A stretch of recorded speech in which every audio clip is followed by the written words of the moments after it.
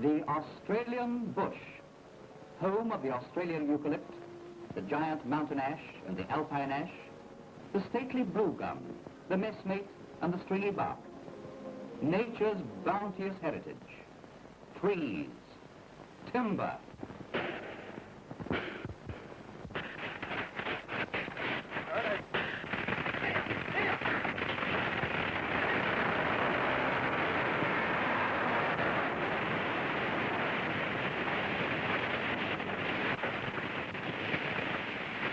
Where did you go, Rod?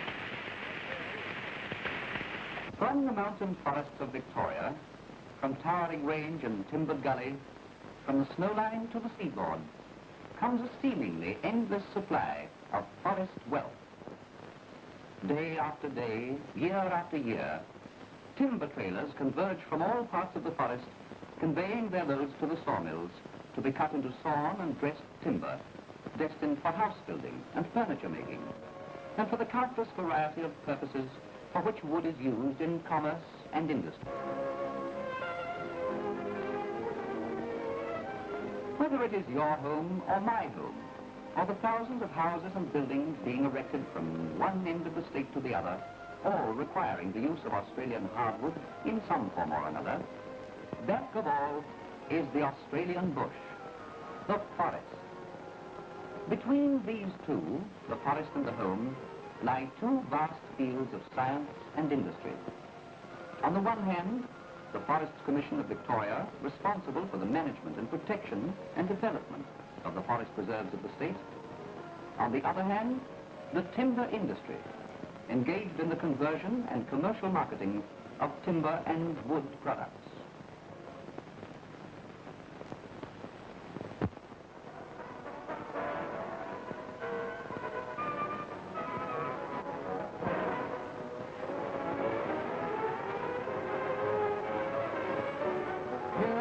Conversion centre at Hayfield in Gippsland, 9 sawmills operate with log supplies drawn from the mountain ranges to the north.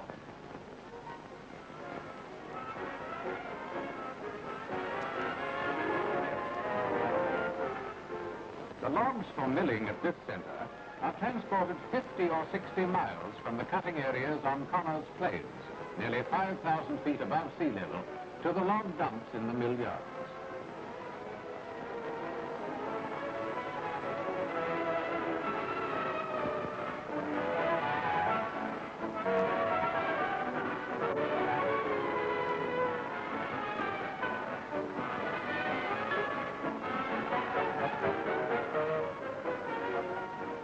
With logs offloaded, the trailer assembly is lifted forward, and the truck again leaves on its 60-mile journey to the cutting areas.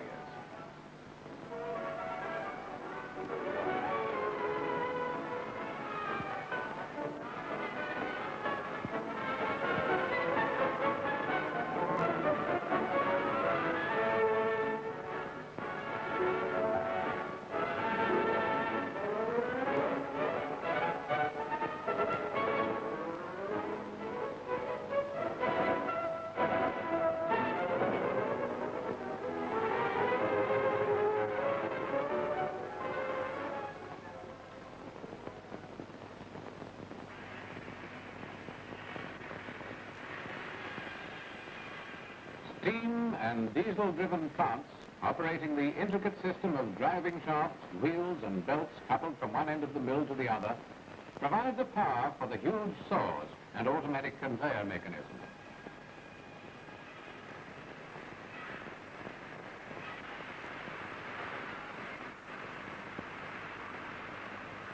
Logs up to 5 feet in diameter and 6 to 8 tons in weight are handled mechanically on the breaking down carriage.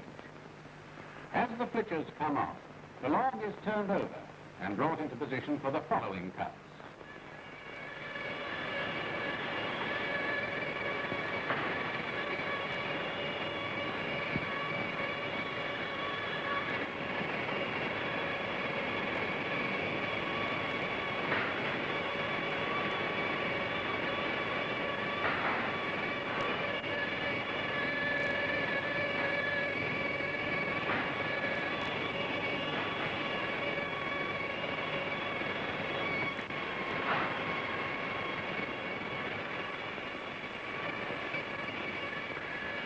The temperature of the giant twin saws must be frequently tested, as uneven heating could quickly cause disastrous buckling of the steel.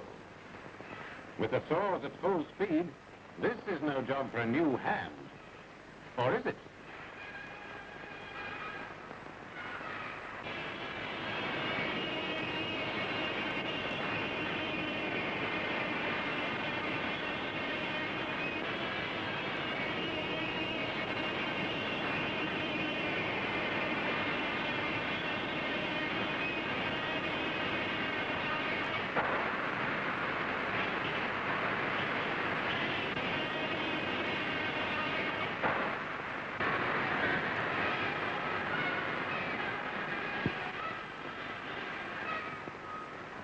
And over here, meet the doctor, the saw doctor. On his precision sharpening of the teeth and the delicate setting of the razor-edged points depends the cutting of exact timber sizes throughout the mill.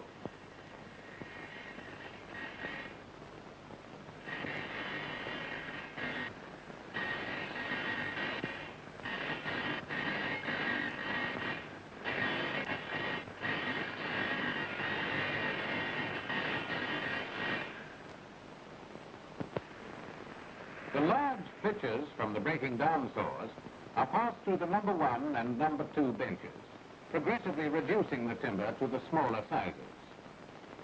Here is the number 1 bench in operation.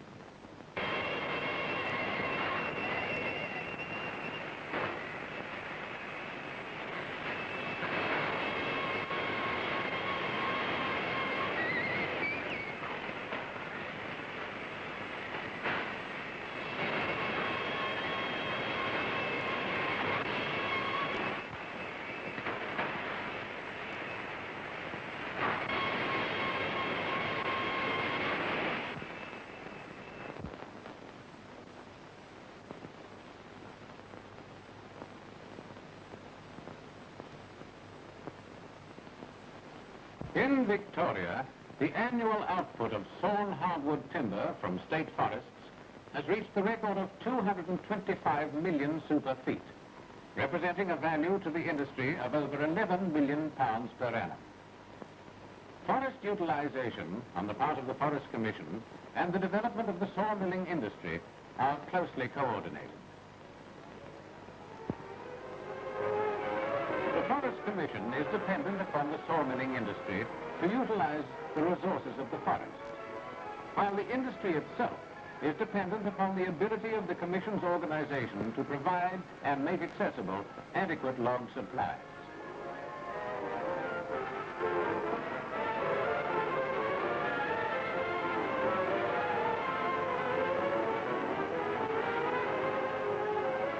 At least 1/4 of the total annual output of sawn timber in Victoria is selected for further machining into flooring, weatherboards, dowel rods and mouldings.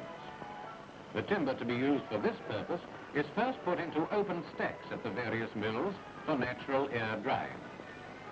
After about 4 to 12 months in the open air, according to end dimensions, the moisture content of the boards is reduced to 18 to 25%. The timber is then placed in kilns, where the moisture content is further reduced to 12% in from 2 to 4 days, after which it is finally placed in the reconditioning chambers for about 24 hours to complete the seasoning process.